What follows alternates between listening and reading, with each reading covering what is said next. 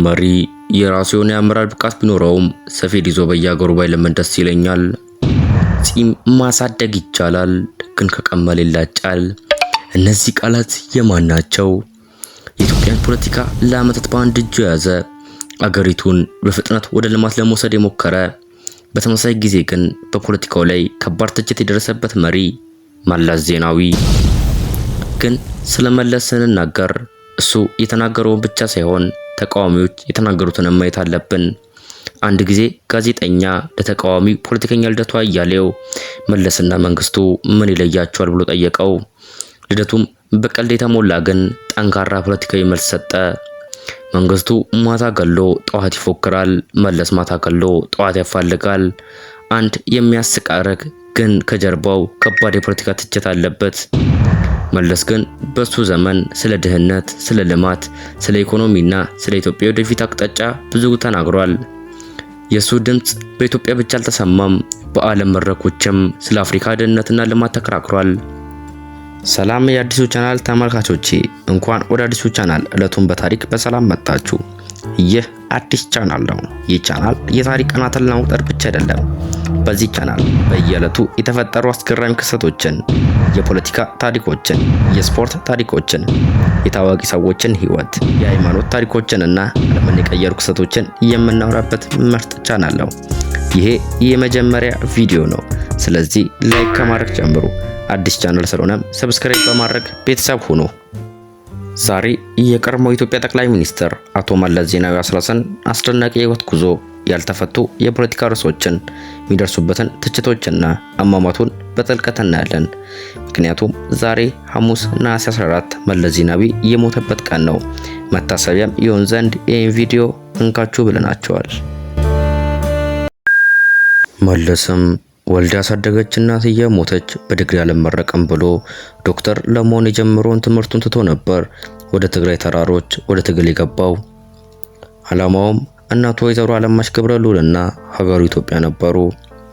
ልጅነቱን ስንመለከት ተወልዶ ያደገው በትግራይ ክፍለ ሀገር አውራጃ አድዋ ከተማ ነበር። የተወለደው በ1947 የተወለደበት ዘመንም ኢትዮጵያ በንጉሳዊ ስርዓት ስር በነበረችበት ጊዜ ነበር። በወጣትነቱ በአገሪቱ የነበረው የፖለቲካ ችግርና የትግራይ አካባቢ የነበረው የፖለቲካ ሁኔታ በህይወቱ ላይ ትልቅ ተጽዕኖ አሳደረ። በትግራይ ክልል የሚደረገው ጄኖሳይድ፣ የእናቶች ሞት፣ የወጣቶች መታፈስ፣ ይህ ሁሉ መለስን ያበሽቀው ነበር።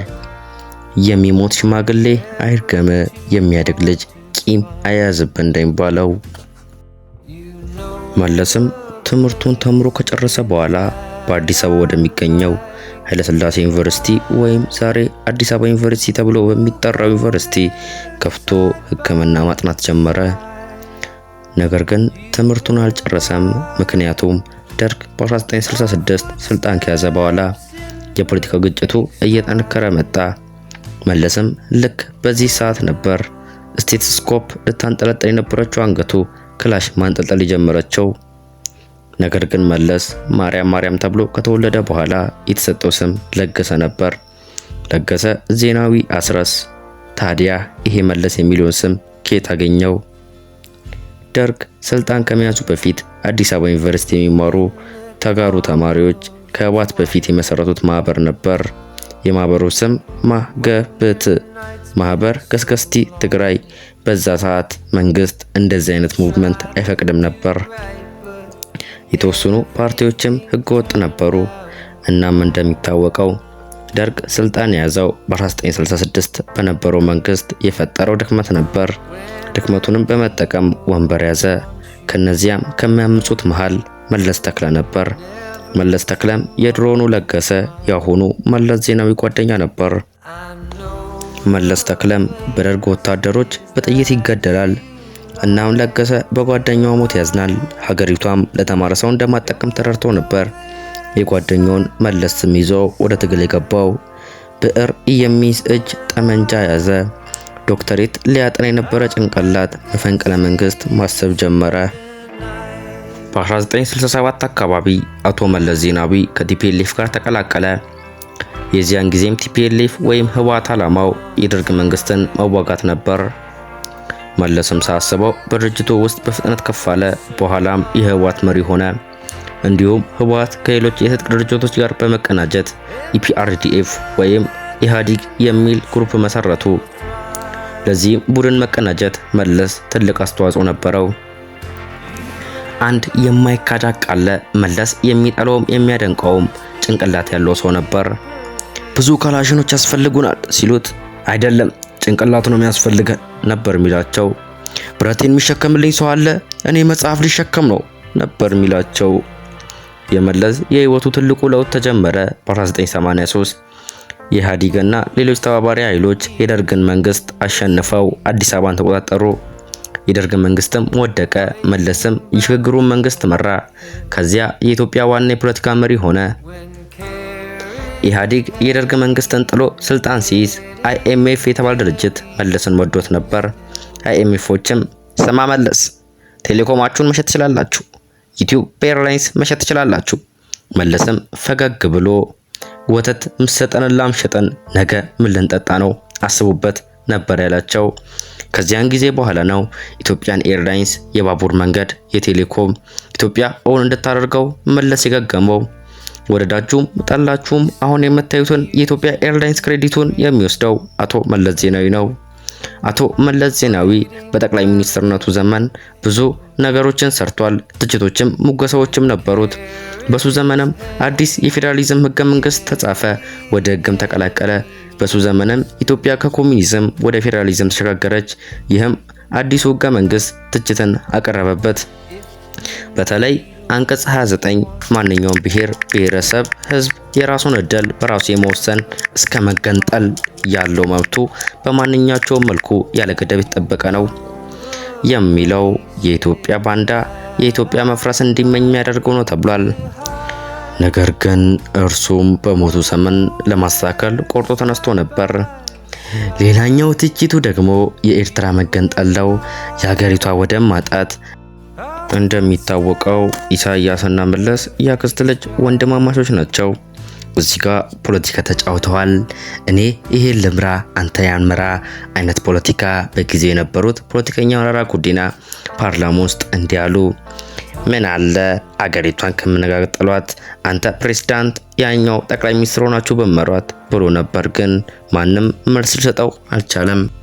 ሌላኛው መለስ ላይ የሚቀርበው ትችት ምርጫ 97 የመጀመሪያው የኢትዮጵያ አጠቃላይ ፖለቲካዊ ምርጫው ዲሞክራሲያዊ ይሆናል ተብሎ ህዝብ ሁሉ ወደ ምርጫ ገብቷል። በጊዜው የነበረው ተቀናቃኝ ቅንጅት ነበር። ቅንጅትም በምርጫው አሸነፈ። ግን መለስ ስልጣን አልለቅም አለ። በኢትዮጵያም ብጥብጥ ሆነ። መለስ ግን በነጋታው ሚዲያ ላይ ወጥቶ ተናገረ። ወደ ሶና ብራት ጣቱን የሚያዞር እንዲሰበሰብ ይደረጋል አለ። ዓለም አቀፍ ታዛቢዎችም መጡ። ምርጫውን ተሸንፋል ልቀቅ አሉት። እርሱም እንደ ማፌስ እርግጥ ነው በአዲስ አበባ ተሸንፍ ያለው የገጠሩ ህዝብ ግን መርጦኛል አለ። ይህም ህዝቡ አሁን ድረስ በዲሞክራሲያዊ ምርጫ እንዳይተማመን አድርጎታል። የመለስ ሙገሳም ብዙ ነው። አረንጓዴ ዘመቻ፣ የህዳሴ ግድብ፣ በአገሪቷ ዘላቂ የሆነ ሰላም ማምጣት፣ ይህ ሁሉ የመለስ መልካሙ ጎን ነው። አቶ መለስ ዜናዊ ግን ከሚነግራችሁ በላይ የጭንቅላት ሰው ነው። ይሄ ብሩህ የሆነ ጭንቅላቱ እንዲህ ተነግሮ የሚያልቅ አይደለም። አባይ ግድብን እንኳን ለመስራት ራሱ ቁጭ ብሎ የሃይድሮሎጂክ ሪፖርት ሲያቀርብ ነበር። ከኢንጂነሮች ጋር ያወራል። ኢቨን ከግብጽ ጋር ራሱ የዲፕሎማቲክ ጦርነት ጀምሮ ነበር። በእኛ 2002 ዓ.ም አፍሪካን ወክሎ የኮፐንሃገን ክላይሜት ቼንጅ መድረክ ላይ ተሳትፎ ነበር። ለአየር ብክለትና ለግሎባል ዋርሚንግ አስተዋጽኦ ያላቸውን ሀብታም የሆኑ ሀገራቶች ለድሃ ሀገራቶች ካሳ መክፈል እንዳለባቸው ብሎ አስጠንቅቆ ነበር። አንድ ሰሞኑም ግብጽ ሀገር ሄዶ ኢትዮጵያ ግድቡን ትገድባለች አለው። ጋዜጠኛውም ግብጽ ጦርነትን ብታውጅስ ኢትዮጵያን አታሸንፍም አለው። መለስም ቀጠለ። ግብጽ ኢትዮጵያን ለመውረር 110 ሚሊዮን ህዝብ መቆጣጠር አለባት። ይህን መቆጣጠር ደግሞ አትችልም። ጋዜጠኛውም ይህን ወሬ ሲያወሩ የግብጽ ህዝብ ይሰሙታል አለው። እርሱም እየስሙ አለ። በግብጽ መንግስትና ህዝብ ቴንሽን ጥሎ ሄደ። የመለስ ሚሽነሪ ብቃትም እጅግ ያየለ ነው። በንግግርም በቆራጥነትም ያሳምናል። በ2000ዎቹ አካባቢ ሶማሊያ ውስጥ አልሻባብ የሚባል የአልቃይዳ ክንፍ ሶማሊያን ይቆጣጠራል። በጊዜው ኬንያን፣ ታንዛኒያን፣ ራሷን ሶማሊያን ያሸብር ነበር። በጊዜው መለስ ባህር ዳር የሆነ ፕሮጀክት እያስመረቀ ነበር። አልሸባብም መግለጫ ወጣ።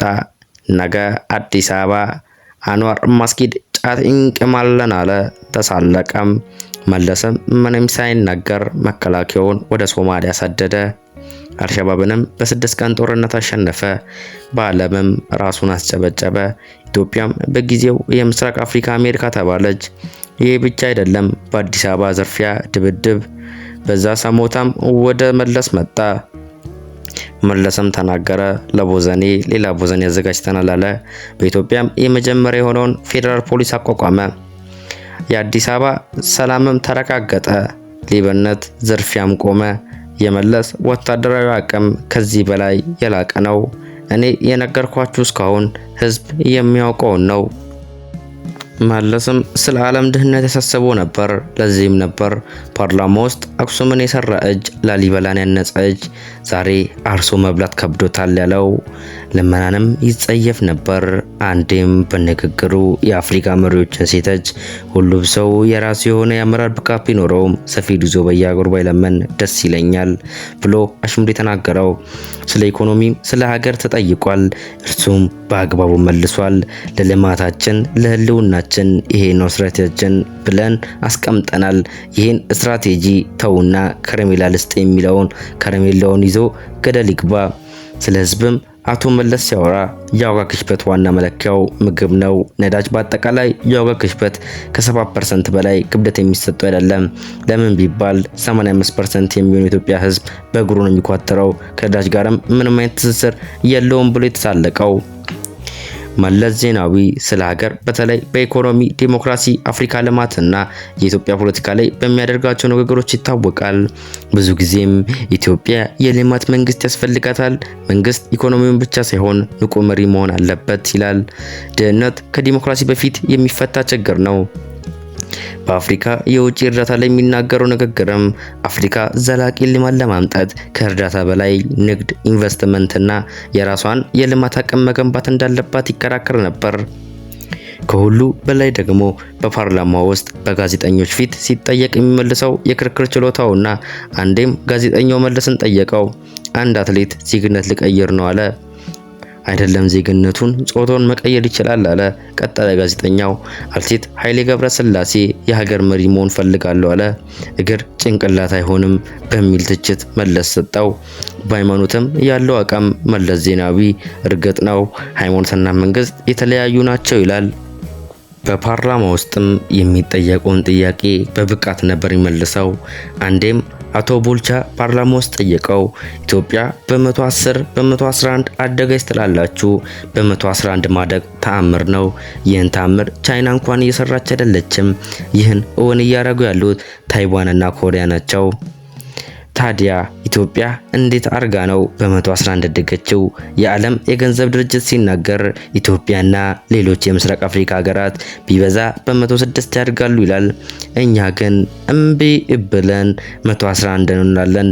ይሄ ተገቢ ነው ወይ ብሎ ጠየቀው።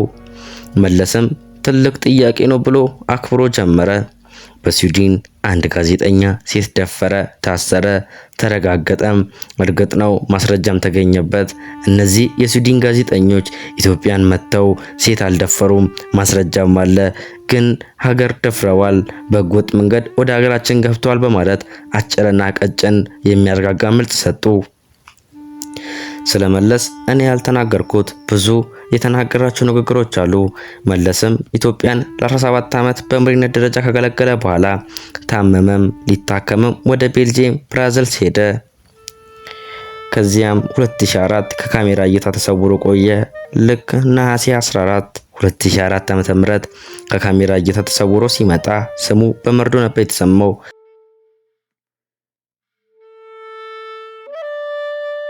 እና መሪዎቿን በሰላም ቀብራ የማታውቅ ይቺ ሀገር እንደዚህ በለቅሶ በዋይታ ነበር የቀበረችው። ግን እዚህ ጋር የሆነ ቅር የሚለኝ ነገር አለ። ብቻ እናንተ በኮመንት ላይ ንገሩኝ። አንዳንድ ሰዎች ምን ይላሉ መሰላችሁ?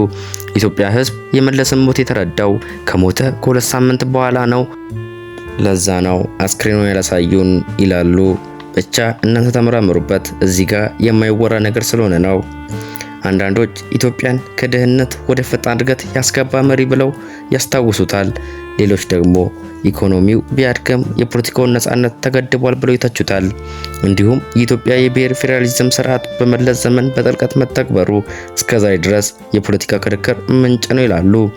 መለስ ዜናዊ የኢትዮጵያን ታሪክ በጥልቅ ከቀየሩ መሪዎች አንዱ ነው። ከተማሪነት ወደ ትጥቅ ትግል፣ ከትግል ወደ ስልጣን፣ ከሽግግር መንግስት ወደ ጠቅላይ ሚኒስትርነት። በሱ ዘመን ኢትዮጵያ ፈጣን የኢኮኖሚ እድገትና ትልቅ የልማት ፕሮጀክት አየች።